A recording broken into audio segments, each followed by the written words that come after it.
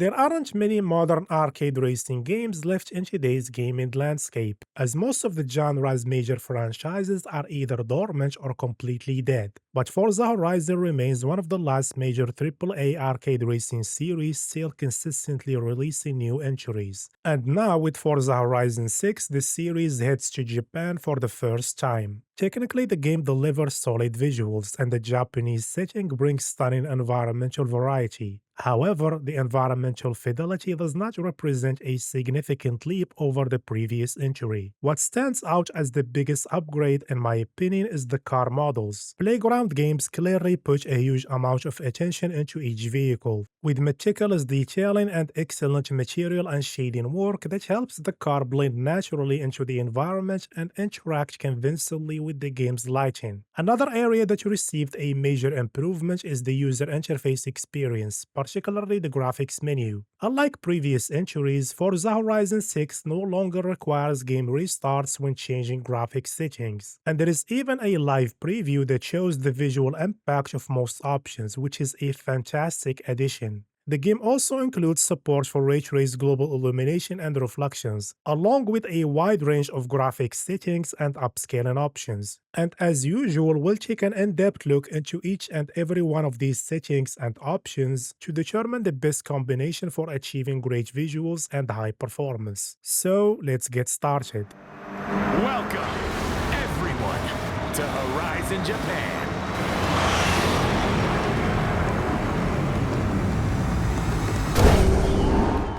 Forza Horizon 6 supports all three major upscalers, DLSS, FSR, and XeSS. Because this is a racing game, it's not easy to clearly show the differences between them. But here at 1440p using quality mode, XeSS is slightly cleaner compared to FSR3. DLSS delivers the best overall image quality as expected, though it's not perfect and struggles with fine geometry like power lines. DLSS also exhibits noticeable ghosting at high speeds, which is an issue I've observed even when using native DLAA. FSR3 handles this even worse, while XeSS surprisingly remains the most stable with almost no ghosting. Now, switching to DLSS 4.5 preset significantly reduces the ghosting, and both preset L and M handle this issue much better compared to DLSS 4 preset K. But as we've seen before, DLSS 4.5 does come with some trade-offs, as it can introduce slightly more noise and ray trace effects. But to be fair, the game's RTGI is already quite noisy even with DLSS 4 preset K. There is also a performance cost with DLSS 4.5. On newer 40 and 50 series GPUs, the penalty is modest. Here we can see around 12% on the 4070 Super. On older 20 and 30 series cards, it's much heavier, up to 37% on the 3060 Ti, as you can see here.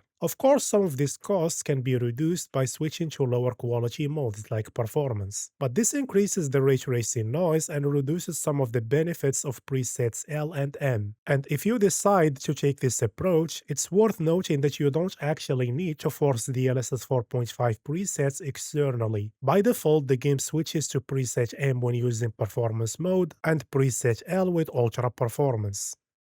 At native resolution, DLAA still shows this occlusion and ghosting artifacts. The car leaves visible trailing behind it, almost like it's painting the road. FSR3AA also struggles here, while XeSS, similar to before, does not show any noticeable ghosting. And surprisingly, the game's TAA also does a good job handling this issue. As for overall image quality, DLAA is of course the cleanest, while TAA holds up very well, particularly in terms of clarity compared to XeSS-AA and especially FSR3AA. So if you are playing at native resolution and find the ghosting artifacts distracting, consider using TAA. Now let's move on to the graphics settings, starting with car level of detail. This one affects the model quality and geometric complexity of both the player car and other vehicles. The first three options, low, medium, and high, mainly affect other cars, while switching to ultra significantly improves the level of detail of the player car, and extreme doesn't seem to provide any noticeable improvement. Performance-wise, there is roughly a 4% drop when moving from low to the higher options, so for this one I recommend ultra.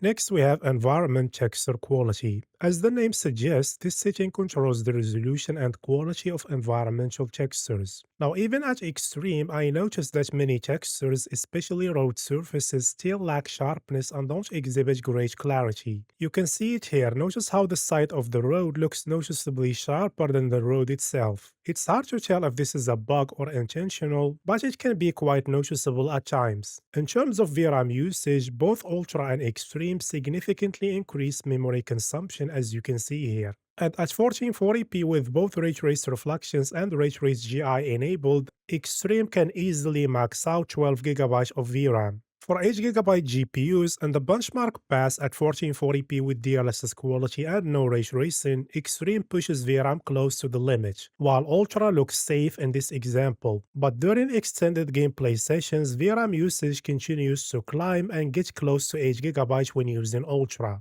So if you have an 8GB GPU, I recommend keeping this setting at high. For 12GB GPUs, Ultra is the safest option, especially if you plan on using ray tracing. Moving on to environment geometry quality, this setting adjusts the mesh quality and level of detail of world geometry, including buildings, trees, and other objects. It also affects environmental density, particularly foliage. Ultra and especially extreme deliver noticeably higher foliage density compared to the lower options. This setting also increases crowd density in certain areas like this one. As for LOD popping, there is a gradual improvement when going from very low to high, while Ultra and Extreme look identical and improve LOD transition distances compared to high. Performance-wise, this setting can be quite demanding, especially in foliage-heavy areas like this one, where we can see around a 12% drop going from low to ultra and 20% when switching to extreme. In other areas like here in Tokyo City, the impact is still noticeable but less severe. So for this one, I recommend high, especially for 8GB GPUs since ultra and extreme force ultra texture quality. And if you have enough performance headroom and more than 8GB of VRAM, ultra is also a solid option. Let's move on to car reflection quality. This setting adjusts the quality of the real-time cube map reflections used on cars, with a clear visual jump when going from very low to high, while the differences beyond that up to extreme are less noticeable. This one also affects the car interior, including the driver model, the reflections visible in the rear view and side mirrors, and the windscreen reflection, which is only enabled when using medium or higher. Anything below medium also reduces the update rate of these reflections, as you can see here. Performance-wise, when the surrounding environment is less complex, the impact of this setting is fairly small, at around 5% from very low to extreme. But in areas with more complex geometry and objects surrounding the car, the performance costs become significantly higher, with a 7% drop when going from very low to low, 15% to medium, and 18% to high, ultra, and extreme. So despite the relatively high performance costs, this is one setting that's difficult to compromise on, since you'll be looking at your car most of the time. That's why I recommend at least medium, and if you don't mind the additional performance hit, high is a good option. Next, we have screen space reflections quality. The visual impact of this setting varies depending on the surface. On large bodies of water, SSR is enabled starting from low, and the higher options mainly improve its accuracy while also add reflections into the car. On wet roads and puddles, the behavior is slightly different. Even at low, SSR is not enabled, and it only becomes active at medium, while the higher options introduce additional reflections on elements such as distant buildings and rough road surfaces. Performance-wise, the impact is relatively small, at around a 4% difference from off to high and roughly 6% when moving to ultra and extreme. So generally for this one, I recommend extreme, or you can drop it to high for a small performance gain.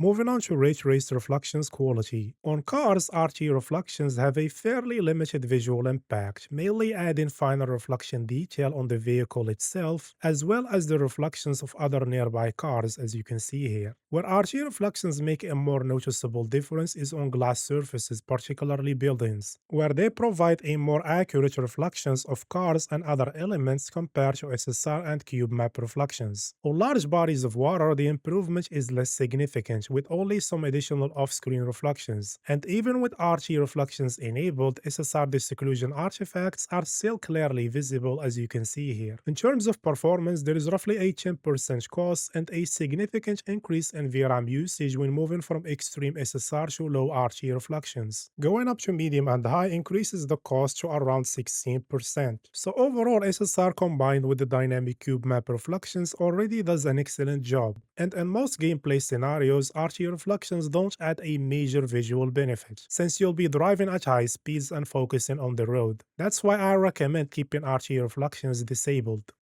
Let's move on to shadow quality. This one mainly affects the resolution and overall quality of the game's shadow maps. There is a noticeable reduction in shadow sharpness when moving from extreme to ultra, with further compromises when going down to high and low. And performance-wise, there is around a 4% cost when moving from off to ultra and up to 10% at extreme. In more demanding scenes like this one, the cost of extreme can go as high as 17%. So for this one, I recommend ultra.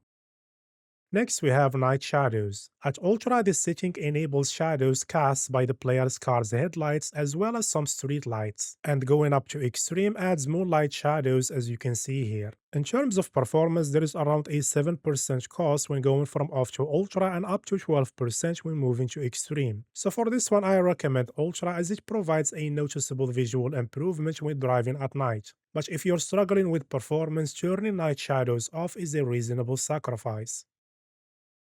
Moving on to screen space GI quality, this one controls the ambient occlusion and indirect shading, with medium enabling the effect while high and ultra further improve its coverage and accuracy, though the differences between these two options are relatively minor. Performance-wise, SSGI can have a significant impact on some scenes like this one, with around a 5% cost from off to medium, 15% to high, and up to 21% when going to ultra. In most other areas, the impact remains noticeable but less substantial. So overall, I recommend keeping this one at medium, and if you have some performance to spare, use high.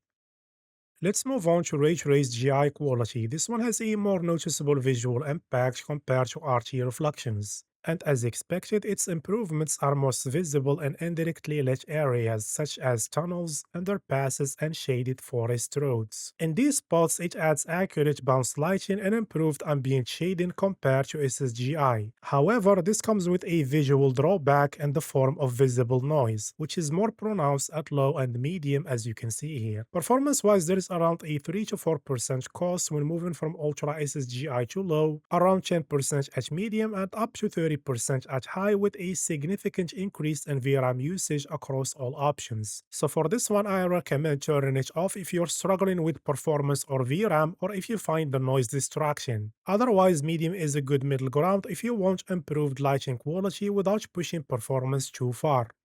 Next, we have shader quality. Moving from low to medium and high provides better surface shading on many objects, while ultra and extreme add more depth and bumpiness to the terrain as you can see here. Shader quality can also affect the draw distance of certain objects, particularly trees. Here we can see that distant trees are completely removed when using anything below high. Performance-wise in this scene, there is around a 4% cost from low to high and 8% drop when going up to ultra and extreme. So for this one, I recommend high.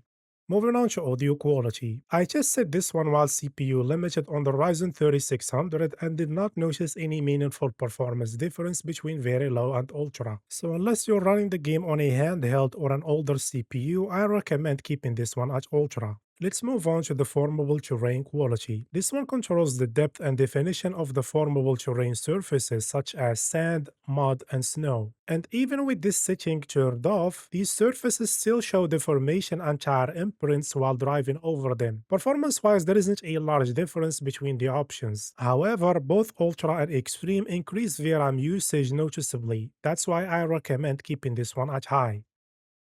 Next, we have particle effects quality. This one controls environmental particle effects such as snow, as you can see here, where very low disables these particles entirely while ultra slightly increases their density. It also affects particles generated while driving, including water spray, dust, tire smoke, and fly leaves as you can see here. Performance-wise, during intense scenes like this one, there is a small cost from very low to low, and going further increases the cost up to 8%. So for this one, I recommend low. However, one thing worth mentioning is that this setting might be bugged at the moment. Notice here how on low the rain particles are not visible, and switching to medium shows the same results with no particles. Now if I switch all the way to ultra, the rain particles become visible again. Interestingly, switching back to low after that keeps the particles visible. So if you are using low or medium and notice missing particles like rain or snow, make sure to switch to ultra first, then back to your preferred option.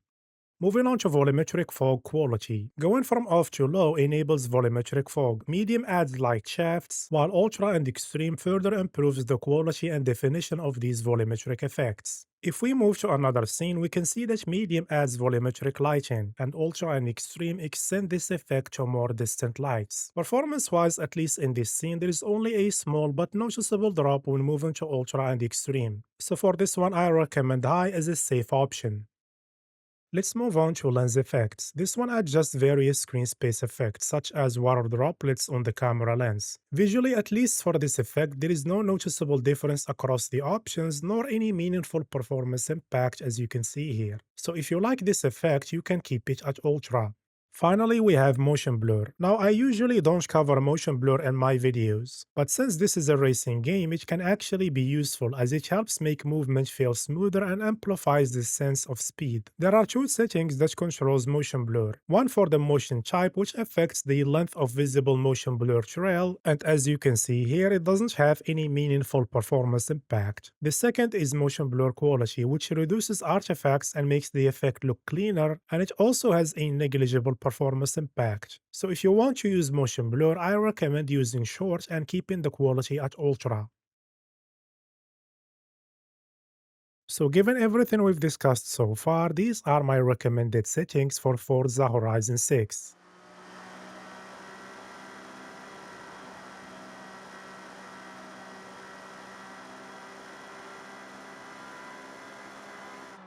Now let's compare the performance of the optimized settings with and without ray tracing against the extreme preset with ultra texture quality at 1440p using DLSS quality. For this comparison, I'm going to use the game's built-in benchmark, which essentially acts as a stress test. In my experience, if you can achieve solid raw performance in this benchmark, you'll be fine during normal gameplay. Here we can see an average performance improvement of around 37% when going from the extreme preset to the optimized settings without ray tracing. Switching over to the 4070 Super, this time using DLAA and ultra texture quality on both sides, we can see that moving from extreme plus RT to the optimized settings with medium RTGI delivers an average performance improvement of around 54%.